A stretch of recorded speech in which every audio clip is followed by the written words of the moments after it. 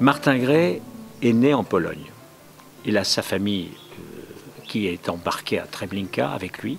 Il voit ses parents mourir brûlés sous tous ses yeux, mais lui s'échappe. Il arrive à s'échapper de Treblinka, ce qui est exceptionnel. Peu de gens ont quitté Treblinka.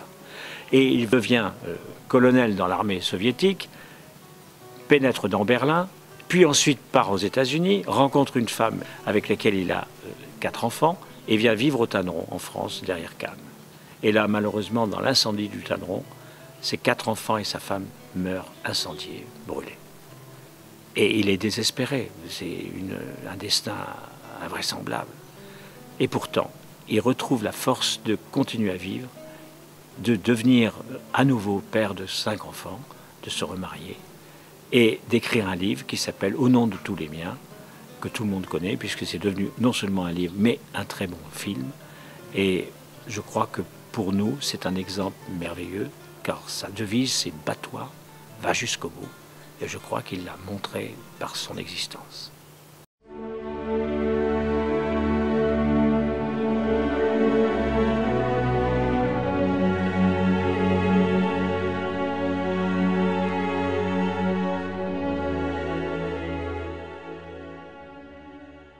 Eh bien, vous avez capté, c'est ce que je suis, je pense. Le message que vous voulez transmettre, c'est ça. Bats-toi, va jusqu'au bout. À part le message, je trouve que les compositions de ce tableau, ces couleurs, elles parlent.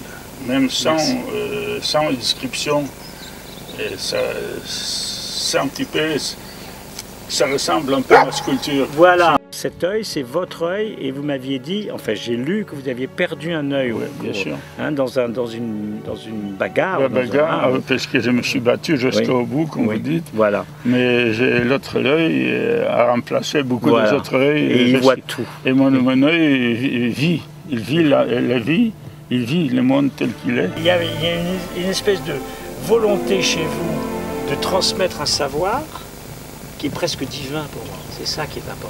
Et mais comment ne pas faire? C'est la raison presque de la vie. Merci. Pour moi, je pense pour beaucoup des autres, mais pour moi surtout. Sinon, pourquoi vivrais-je? Et pourquoi garderais-je pour moi l'expérience de ma vie si je ne peux pas les transmettre? Moi, j'ai plus besoin de cette expérience.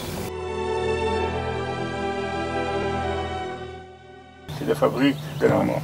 Je pense que c'est le plus grand événement historique et tragique de l'humanité. Je pense qu'il n'y aura jamais, j'espère, moi que je parle chilien, je ne pourrais pas trouver de mots pour expliquer, parce que je n'ai rien compris encore moi-même, comment l'homme a pu faire. Je pense que c'est notre devoir à tous ceux qui ont survécu. Il faut rappeler le passé, rappeler les souvenirs de ceux qui sont battus pour de grandes causes. Si on ne fait pas ça, on n'a rien compris de la vie. Il faudra absolument rappeler les souvenirs. Les passés, nos passés ici, qu'est-ce que serons-nous sans notre passé? C'est comme un visage sans nom. On a besoin de ce passé. Ce passé, c'est ce qu'ils nous font aujourd'hui, que nous ferons demain. Alors, certains disent pardonner pour vivre. Haïr un enfant arabe, c'est haïr un enfant juif. Oui. D'autres, donc il y a une tolérance, une ouverture d'esprit, un humanisme extraordinaire que eux, qui ont vécu l'horreur, passant à travers de ça, ne continuent pas à haïr. Moi, je vous dirais en 3 mots, quand je suis rentré après avoir perdu 110 membres de ma famille à Treblinka, dans les ghettos de Varsovie, mon père tué devant mes yeux, je suis rentré officier d'armée soviétique en Allemagne. J'avais tous les pouvoirs.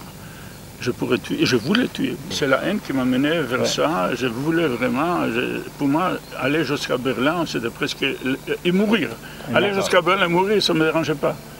C'était ça, la victoire. Je voulais la victoire contre ce nazisme.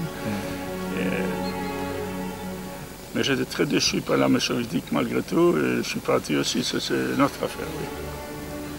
Mais je me suis rattrapé, je me suis dit, si je ferais ce qu'ils ont fait, quelle est la différence entre eux et moi? Je serais donc comme eux, je ne pourrais pas. Je viens d'ailleurs, je viens d'un peuple qui a traversé tant de souffrances, et malgré tout, nous sommes toujours restés, je disais, indestructibles. Et parce qu'un peu de cette indestructibilité était préservée à moi, parce que je me suis reconnu à travers mon peuple, et je ne pourrais pas faire ce que les autres qu'ils ont fait contre nous. Et ça, c'était pour moi une grande combat avec moi-même. Oui. J'avais envie de tuer tout le monde. Mais comment j'ai trouvé des Allemands qui ne savent même pas ce qu'ils ont fait avec des Juifs. J'ai rencontré des Allemands. Quand j'ai vu un autobus rempli avec des SS et les soldats soviétiques, ils ont allumé le bus pour le brûler vivant, j'ai essayé d'arrêter. Et pourtant, ils étaient des criminels dedans. Pas tous, mais il y a des... Ce n'est pas... Si j'aurais été comme eux, je ne serais pas avec vous aujourd'hui, je serais mort déjà. Oui. J'ai finalement compris que la haine, c'est quelque chose de destructif pour soi-même et pour les autres.